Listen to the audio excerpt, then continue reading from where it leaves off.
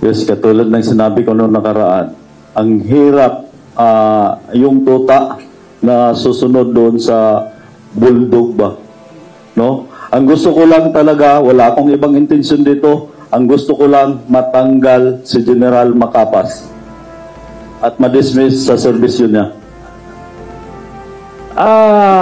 So ang request mo, gusto mo talaga matanggal si General Macapas? Yes, opo. Bakit naman kaya gusto mo siyang matanggal? Dahil gaano ba kalaking kasalanan niya? Ginamit pati ng abogado ni Mr. Atong Ang na si Attorney Villarreal yung mga sinasabi ni Macapas doon sa interview na sinabi niya, itong pagsundo niya sa mga kapatid ko ay covert daw, sarili niyang kalaman. Meron po, malaki ang ano niya sa pagkahuli namin, pagkuha niya sa amin. Una, hindi niya kami kinausap at saka kinuha niya yung cellphone namin. Yun lang. So, dahil dun sir, kaya kayo naghain ng complaint and... Yes. Yes, gawa ng siya mismo. May isang pamilya na nagsabi na katulad nung nakaraan na tinuturuan na nabaliktarin lahat ng sinasabi ko. Naggagawin niya, ako ang mastermind at labas na daw dito si Mr. Atongang. Ngayon, nangyari yung time na yon, nakausap ko yung isang major na sinabi sa akin, sir, hindi ko gagawin yan kung walang nagutos sa akin. Sa madaling salita, sinabi ng isang major, inutusan siya ni General Macapas. Sabi ni Kuya mo kanina, may mga ginawa si General Macapas sa iyo na hindi niya nagustuhan. Kaya gusto niyang bigyang hustisya ito. Ano yun, Elakim, mula sa bibig mo? Ano yung ginawa ni General Macapas? Kinuha nila yung cellphone namin ni Jose at saka nung binalik na nila, wala ng SIM card, wala ng memory card. So para sa iyo, ano yun? Ano nangyayari? May mga mahalagang ebidensya doon na makukuha. Ayan na nga ba yung sinasabi natin, umabot na sa demandahan o pag-request nitong si alias Totoy na maalis sa pwesto si General Macapas dahil nga daw po sa pakikialam nito sa kaso. At meron po nga mga nirereklamo, ito nga kapatid ni alias Totoy na kinuha daw ang kanilang cellphone. Wala na daw SIM card at wala na daw memory card ng ibalik. Naku po, meron pa namang mga mahalaga daw po doon na ebidensya. So eto kaya ay may kinalaman kaya dito yung mastermind, di ba? Kasi alam niyo po, nitong mga nakaraang panahon nakapansin natin na etong si General Macapas sa mga interview ay napaka-defensive niya, di ba? Sa mga interview nakita ko yun na-vlog ko nga yun Ngayon, heto na nga. So, mabuti rin naman to na mayroon pong ganitong mga kasuhan at para maipaliwanag din ni General Macapas ang kanyang sarili at maipagtanggol niya sa korte ng NAPOLCOM, di ba? Ito po yung full video. Ladies and gentlemen, may we hear from our Vice Chairperson and Executive Officer of the National Police Commission, Commissioner Rafael Vicente R. Calinisan, for his statement. Magandang hapon po. We are here today because the two Patidongan brothers have filed a complaint affidavit. This is it. So they just filed it a while ago.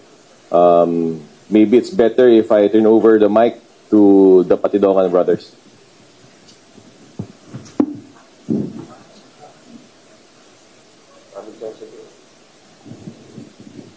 Magandang hapon sa lahat.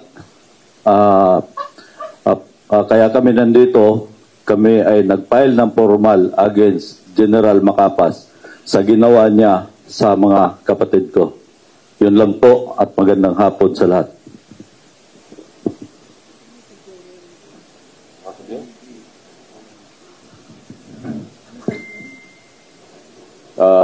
General Cruz.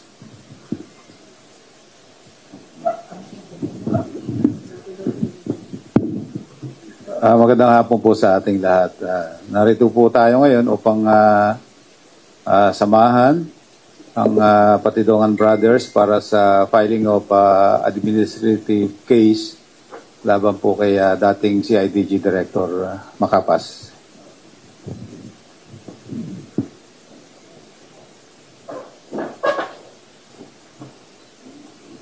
kung may katanungan ho siguro. Thank you, sir. We will now open the floor for question. Let's begin with Mr. Josh Malimban from Billionario. Sir, kindly approach the mic.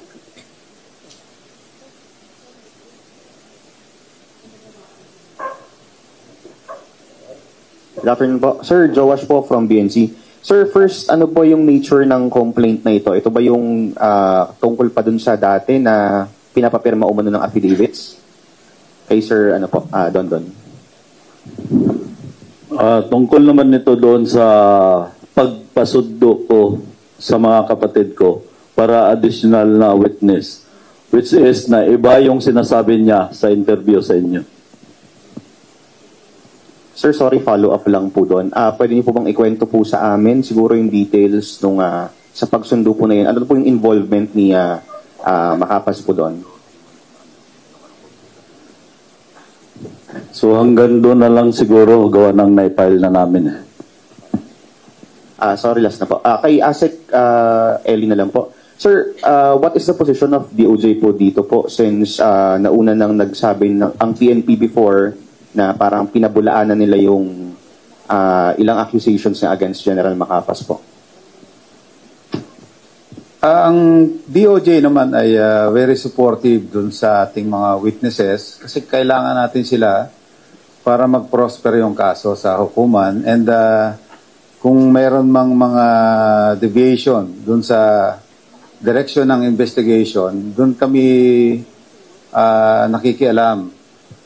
Dahil we all expect that all those involved in the investigation of this case will, their actions will be aligned with the DOJ direction. So yun ang nakikita namin na dapat lahat ng direksyon namin ay patungo sa conviction.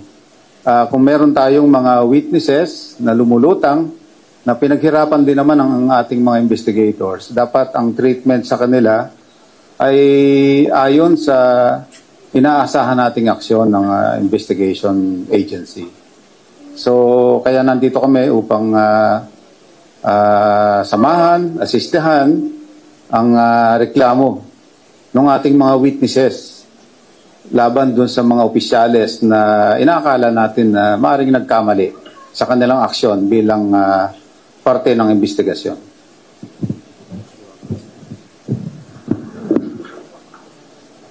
Thank you. Next, may we call on Mr. Gary De Leon from TV5. Kindly approach the mic area. Thank you.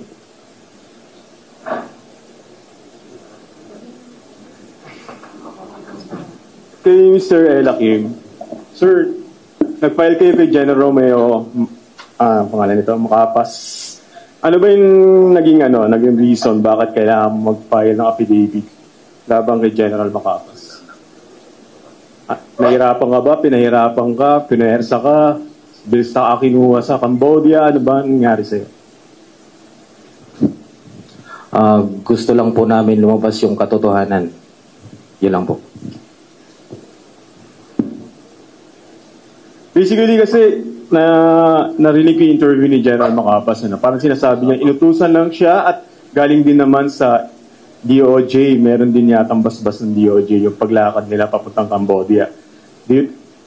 Bakit si General Macapas lang, hindi yung buong team na humuli sa inyo? No comment po ako dyan. Okay, thank you. Thank you. May we now call on Mr. Mario Batigas from Latigo News TV and Latigo Newspaper. Magandang hapon po sa inyong lahat.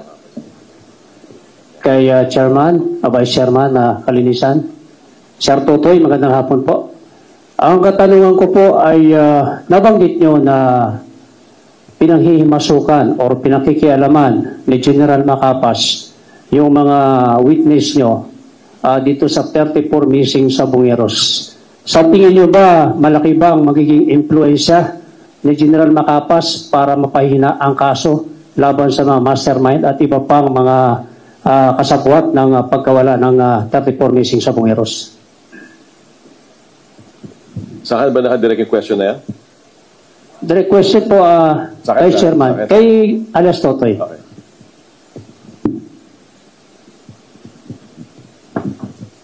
Ulit po. Ulit ng tanong nyo, gawa ang mali yung...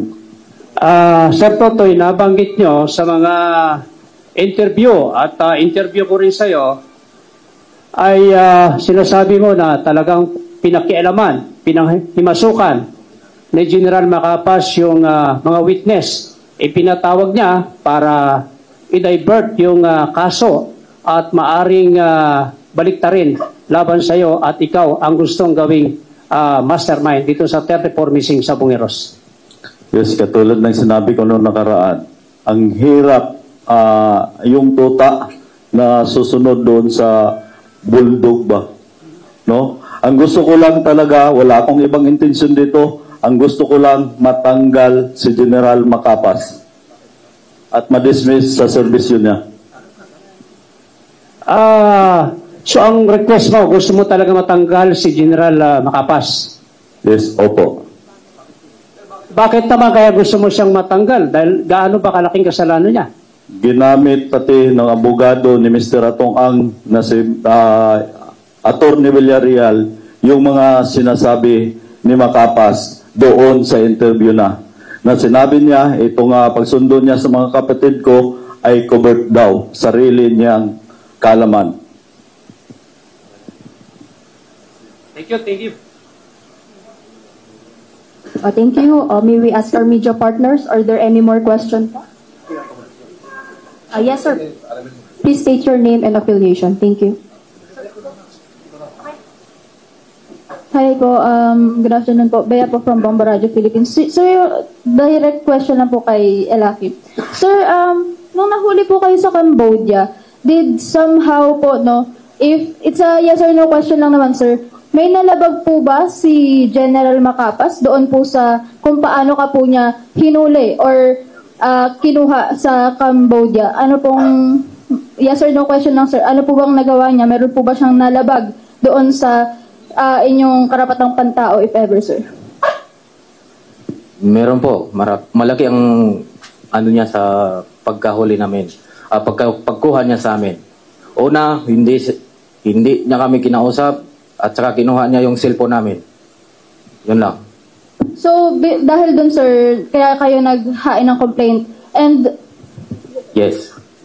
sir, kay Julie Patidongan. Sir, ngayon pong nahain nyo na po yung complaint laban kay General Romy Macapas and ina-expect nyo po na maaalis po siya sa serbisyo. Ano po kayang next step po dito? If ever po ba na naalis na po siya sa pwesto, masasatisfy po ba ang inyong inyo pong pakiramdam dahil po naalis po siya sa pwesto, if ever, sir?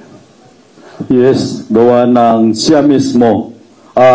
May isang pamilya na nagsabi na katulad nung nakaraan na tinuturuan na baliktarin lahat ng sinasabi ko. Naggagawin niya ako ang mastermind at labas na daw dito si Mr. Atongang. Ngayon, nangyari yung time na yon, nakausap ko yung isang major na sinabi sa akin, sir, hindi ko gagawin yan kung walang nagutos sa akin. Sa madaling salita, sinabi ng isang major, inutusan siya ni General Macapas. Sir, thank you po. Sir, last question na po for Attorney Kalinisan. Attorney, since nabigay na po yung complaint sa inyo, ano na po yung balak natin gawin dito sa mga complaints na ito? Do we start na po a motu proprio investigation po sa case po ni General Macapas, sir? There's no need for a motu proprio kasi may complainant. So there's a live complaint filed by 2 complainants. So under the process, i-evaluate to ng ating Inspection, Monitoring and Investigation Service o ating IMIS. Kung feeling nila dapat magtuloy ito, papasagutin muna si General Macapas. After which, sisilipin pa nila kung dapat pang magpatuloy ito, ipapasa nila to sa ating legal service at i-formal charge nila ang mga kinaukulan, yung mga nababanggit na mga pangalan dun sa complaint affidavits nila. Candidly, I have yet to read the complaint. Sinusubukan ko basahin kanina, hindi ko natapos. Nasa page 1 pa lang ako. Hindi ko pa alam kung sino ang mga hinahablan nila at kung anong mga kadahilanan. So let us see. Atin naman, ang pangako natin sa taong bayan, due process. we will give due process sa lahat. Kay General Macapas at kung sino pang mga nandun sa complaint affidavit ng mga patidongan, hindi natin kinokondem sila kaagad. Pakikinggan natin sila. Pero kung sa investigasyon at sa hearing at sa aming deliberasyon, meron sila pananagutan, hindi kami matatakot na patawad sila ng nararapat na parusa. Thank you, sir. Thank you. Next, we have question from Ms. Marlene Padiernos from DZMM. Hi, sir. Hi, sir. Good afternoon. Kay Mr. Julie Patidongan po. Sir, I understand nagsampa na kayo ng kaso, ng complaint affidavit dito kay General Macapas. Madadagdagan po ba yung high-ranking officials po na sasampahan po ninyo ng complaint dahil po doon sa sinasabi ninyo kanina na parang hindi kanais-nais sa pag-aresto sa kapatid po ninyo?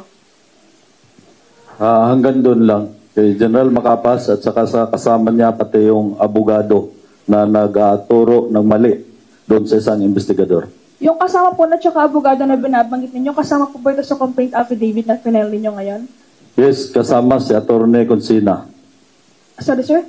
Attorney Consina. First name po, sir? Hindi ko lang ma-recall ang first name niya. Tapos yung isa po pong kasama po, sir, mabibigyan niyo po ba yung name? Si Attorney Encarnacion, pero nandun na sa file namin. Alright, sir. Thank you po. Thank you. Next, may we call on Mr. Michael Goyagoy from DZXL.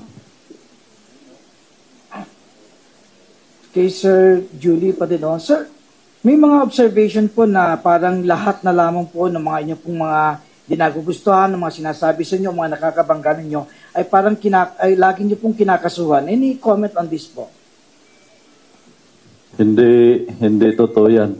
Ang sa akin dito, na alam ng taong bayan na mayroong mga tao na gusto sirain ang aking pagkatao. Kaya naman ako nagagalit katulad, hindi galit. Gusto ko lang ipaglaban yung aking karapatan. Thank you po. Are there any more questions from our media partners? Yes, sir. Gandang hapon po. Gandang hapon po. Emil Sumangil ho sa GMA. Bisayo sir, kanina ho, nagharap ang pamilya ng mga nawawalan sa Bungero. Pati ho yung mga akusado. Kwentuhan nyo lang kami, sir. Dumating din ho ba yung mga pulis na inaakusahan dito sa kaso?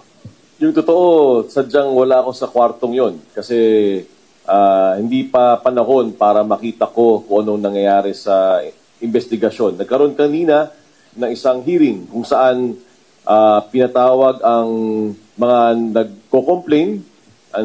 Nandun ka ba kanina? O, nandun si alias Totoy, nandun din yung mga pamilya ng ibang biktima, nandun yata yung mga abogado ng mga pulis. Hindi ako sure, nandun ba yung mga pulis? Nandun yung mga pulis? Nandun? So, nandun din yung mga pulis. So, nagkaroon ng hearing kanina, nagharap ang dalawang partido. From there, may mga inutos, nagmarka ng mga ebidensya, sinilip yung mga affidavit, yung mga issues na kailangan na pwede nang aminin, inamin na. Kumbaga, pinapaikli yung maaring maging proseso. Doon, yun ang nangyari kanina. At hindi ko pa alam kung yung iba pang detalye, kasi humaba yung hearing kanina at hindi naman ako kasali doon. Yung report nung pangyayari kanina, aabot sa Commission and Bank sa iba pang araw. So patuloy pa rin yung hearing ng mga summary hearing officers ng National Police Commission. So kapag meron na tayong matibay-tibay na submission ng summary hearing officers, sana siguro tayo makapagsalita. At siguro hayaan nyo muna rin kaming makapag-deliberate, hayaan nyo kaming mapag-isipan yung mga ebidensya bago kami makapagsabi ng aming mga opinion. O di kaya yung mismong desisyon na namin ang aming ilalahad. Pero we are confirming that hearing was done a while ago. And that hearing was in the morning. I think you were here earlier at the building has intense security measures. We apologize for that. Pero siguro maintindihan nyo naman sa dami ng high profile na tao na nandito kanina sa building na ito, humingi ako ng tawad sa inyo kung medyo limited ang galawan natin. Kay Ella Kim. Thank you, Visayas, sir. Kay Ella Kim, sabi ni kuya mo kanina, merong may mga ginawa si General Macapas sa'yo na hindi niya nagustuhan.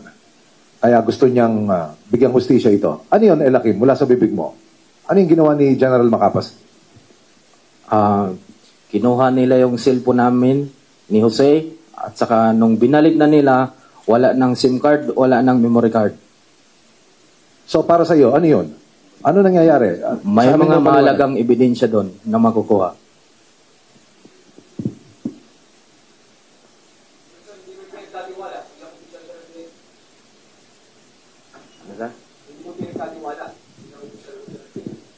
Sir, malaki ang tiwala namin sa kanya nung sinundo niya kami kasi kausap nila ay yung kapatid namin.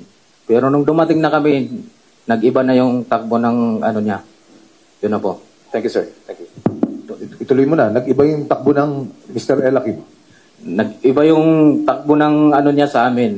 At saka pinaresto na nila kami sa NAIA. Ano daw yung nagbatakbo? Pwede mo ba yung paliwanag? Ng mas, ano pa? Oo. Nasa salaysay ko na po yun. Ando na po lahat. Pwede mo bang banggitin kahit konti lamang? Wala na po. Last na lang kay Don. Mr. Patidongan, Don, sir. Ano ginagawa ni General Macapas sa kaso? Nabanggit ko na yung kanina, sir. Ano pa ba yun? Pwede mo ba nagdagan? Hanggang doon na lang siguro. Thank you. Angie de la Cruz po, Filipino Star ngayon. Ano po ba yung particular na kaso na naisampan niyo po ngayong pong hapon? At paki-mention po kung sino po yung tatlong kinasuhan niyo doon sa complaint affidavit na sinaglit niyo ngayong hapon.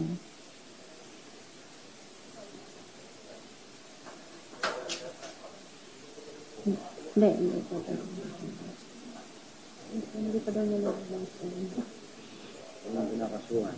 1, 2, 3. Yung kaso niyo. Basahin mo na po. Ang pinakasuhan. Ang kaso.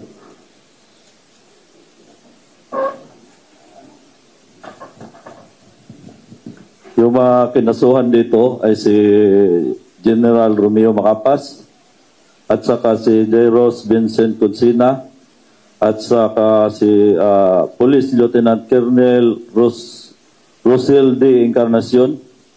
Ang kaso po nila ay misconduct, dishonesty, conduct unbecoming of a police officer, and oppression.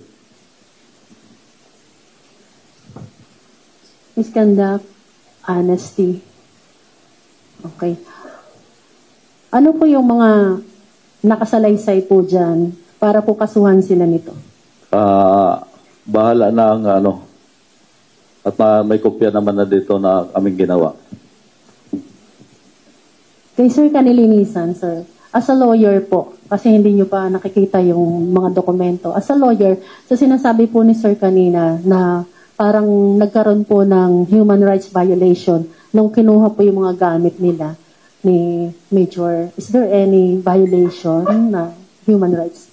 I cannot comment on the merits, ma'am. Pasensya na. Kasi ako mismo yung magdidesisyon. So, magsasabi ako ng sagot ko dyan sa tanong na yan, lalabas na yung decision ko. So, humingi po ako ng tawad sa inyo. Napakahirap po nung balansihin yung the right of people to know, the right of the media to ask questions, and the right of privacy of individuals. Napakahirap po talaga. Ito po pag-exercise po ng inyong karapatan, kaya po nandito kami sa inyong harap. Hindi ho namin tinatago itong kaganapan na ito. Sinasabi ho namin. Pero may mga bagay lang po talaga na hindi lang namin malahad. Kaya doon po humingi kami ng tawad. Pero ito po mismo, yung pagpapakita ko namin dito ng ganitong pangyayari, ito po ay pagiging transparent po ng inyong National Police Commission. If I may, napakaganda rin pong pagkakataon nito na ipakita na lahat ng ahensya ng gobyerno ay nagtutulungan. Ang nasa kaliwa ko natin si Yusek Cruz, Yusek Eli Cruz, sa dati rin hong police. Tayo po ay nasa National Police Commission. Sila po ang gumagawa ng criminal aspect of the case. Tayo po ang sumisilip ng administrative aspect of the case. So kung susuriin nyo ho, yung pong buong gobyerno ay isa lang po ang papupuntahan yung katotohanan. So anything that is not with the truth ay sobra hong kabalintunaan. Hindi ho dapat natin tatanggapin po ang labas sa katotohanan. So dito po, pinapakita po na the government is serious to look into this case, to finally give justice to the families of the victims, kung sino man yon, at we will find answers. We will give you answers very, very, very soon. Kay alias Totoy, sir, dahil po nagkaroon ng mga karagdagang mga witnesses, karagdagang mga ebidensya dito sa kaso, sa palagay niyo po ba mas mabigat po yung ating laban po sa mga inaakusahan niyo sa missing sa Bungeros? Yes, opo. Why? Ito na yung karugtong, yung dalawa kong kapatid, yun na yung mag-witness against sa mastermind.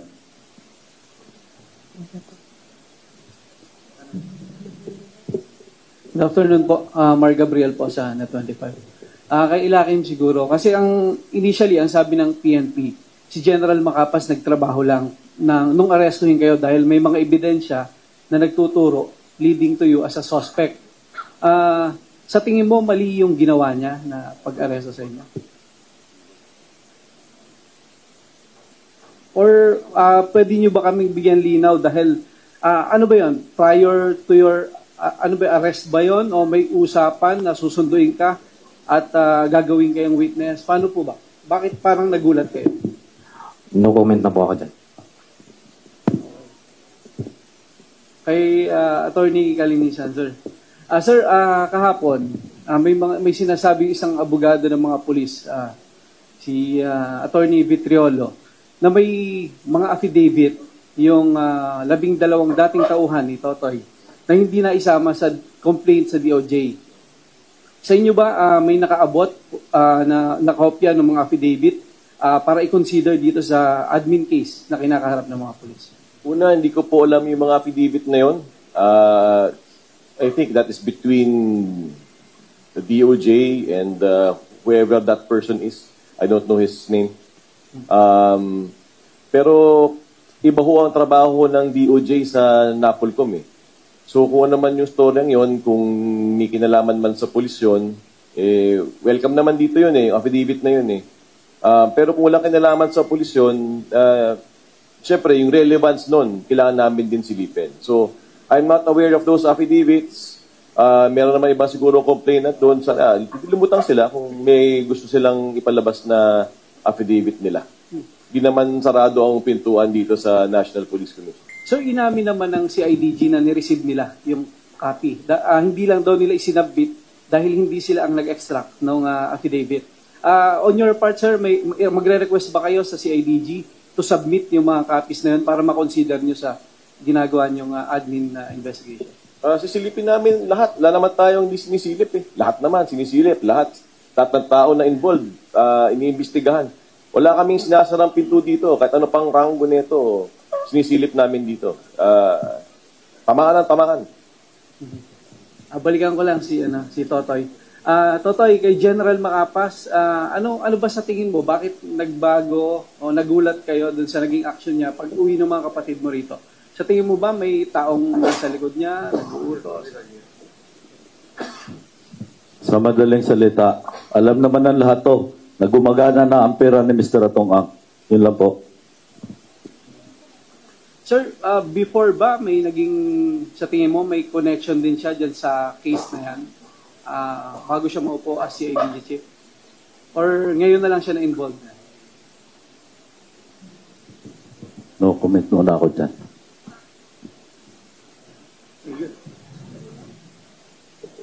Thank you. Are there any more questions from our media partner?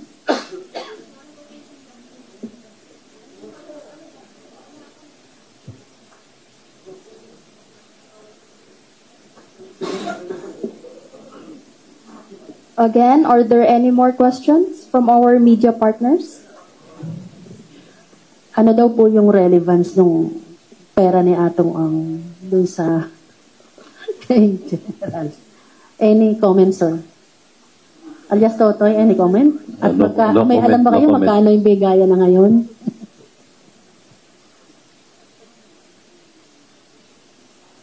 Thank you. Are there any more questions? Kayo po bang dalawa nasa witness protection program na po?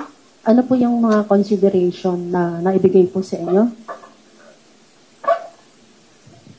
Lahat po, ma'am, confidential po. Thank you po.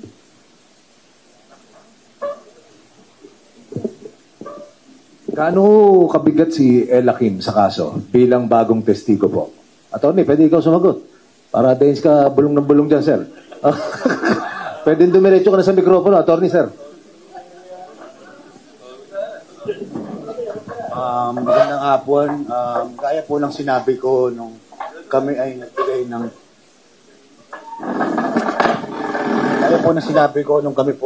ng press call.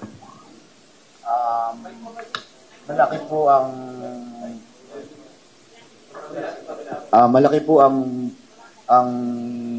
salaysay ng pagtestigo ng aming kliyente na si Elakim Patidongan at si Jose Patidongan. It will prove the body of the crime. Sa husgado lang natin nanuhin yun.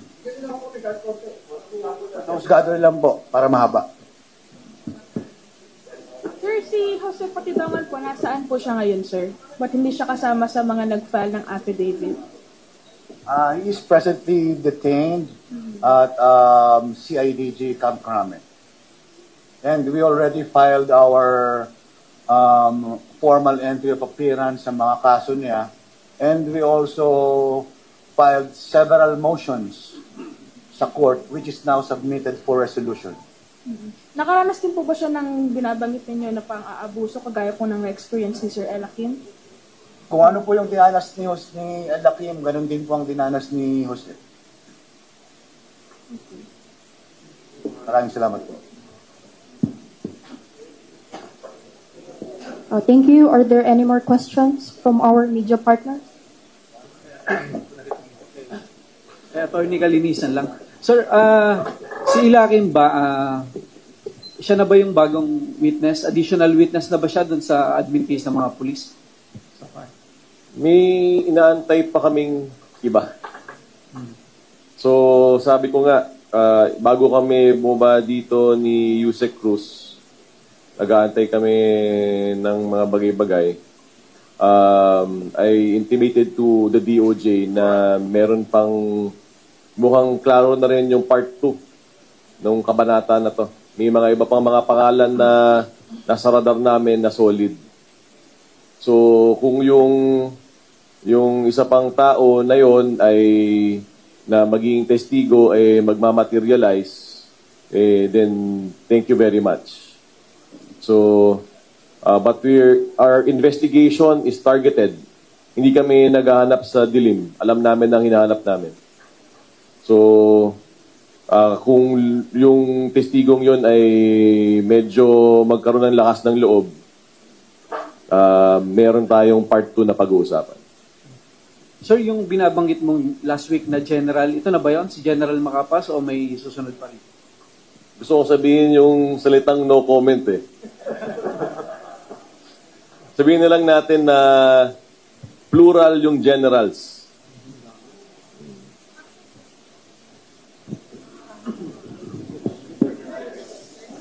Thank you po. Are there any more questions or follow-up questions from our media partners? Hearing none po. Since there are no further questions, we'd like to invite our Vice Chairperson and Executive Officer, Commissioner Kalinisan, for his closing statement. Sir?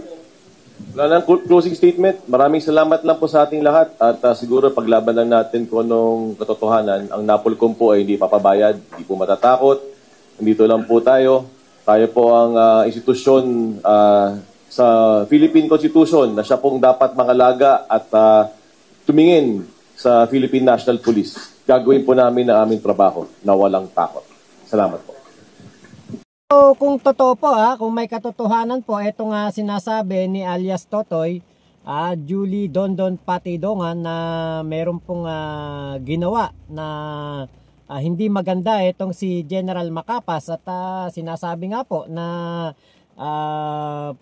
tinuturuan ang isang pamilya para baligtarin ang kanilang mga statement at ituro na mastermind sa kaso na ito, itong si Dondon.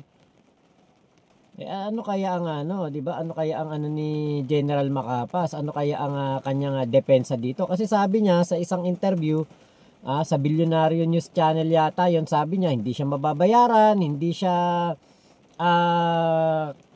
mabibili nitong mga kung sino man nasangkot dito sa missing sa Bungeros.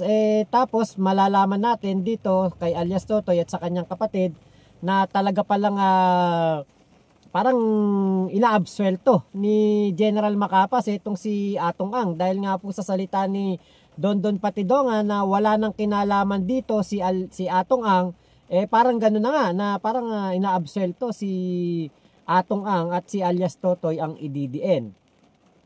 Alam niyo po, ito pong sitwasyon na ito ay napaka-crucial dahil nga po ilang beses naman na nating nakita sa mga balita, ilang beses nating nadinig na ang sinasabi pong mastermind ay napakayaman, bilyonaryo, makapangyarihan, malakas ang koneksyon at meron pong mga nababayaran daw po ng mga taong gobyerno. So, ito yung napakahirap po ng sitwasyon na itong sa ginagawa pong paghahanap ng hustisya sa ating mga kababayan na Subongero, dahil nga po meron pong mga ganitong bagay na meron pong mga PNP na nasasangkot, 'di ba? O nasasangkot o kumbaga na i-involve at parang nakikialam dito po sa ginagawang investigasyon ng DOJ. 'Di ba nga na chismis o kumbaga parang nabalita nung nakaraan na etong si General Macapas ay ang pinatanggal daw po ni Sec Boying kay General Torre dahil nga daw po sa pakikialam may ginawa daw po itong isang general na ito na hindi daw po nagustuhan ni Sec Boying. So si General Macapas nga ba talaga yon? Maaring ito kaya nga hindi nagustuhan ni Sec Boying yung sinasabing kumbaga parang pinapasikat ni Macapas na siya ang humuli o hinuli niya ang Patidongan Brothers, pero ang totoo ito ay sa pakikipagtulungan ng DOJ na mapauwi dito itong dalawa dahil nga po ito ay pinagtago daw po ni Atong Ang doon sa ibang bansa at kailangan na maiuwi na rito para po makapag-testify o makatestigo dito laban kay Atong Ang. So yan po masasagot na sa NAPOLCOM, di ba? At malalaman natin kung ano mga verdict diyan. Kung si Macapas, General Macapas ay mawala sa serbisyo, matanggal, masuspinde o kung ano man, baka meron nga talagang kasalanan si General Macapas. Pero kung si General Macapas ay makapagpatuloy sa kanyang serbisyo at matapos niya ang kanyang pagiging pulis at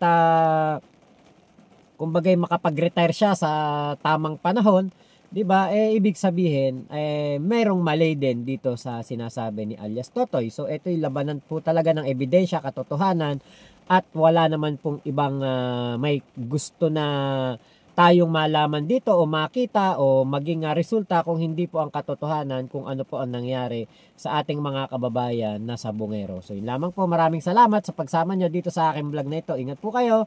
Nasaan mang panig kayo ng mundo, Mama Chup Chup, love you. God bless us all, Pilipinas. God first. Salamat po.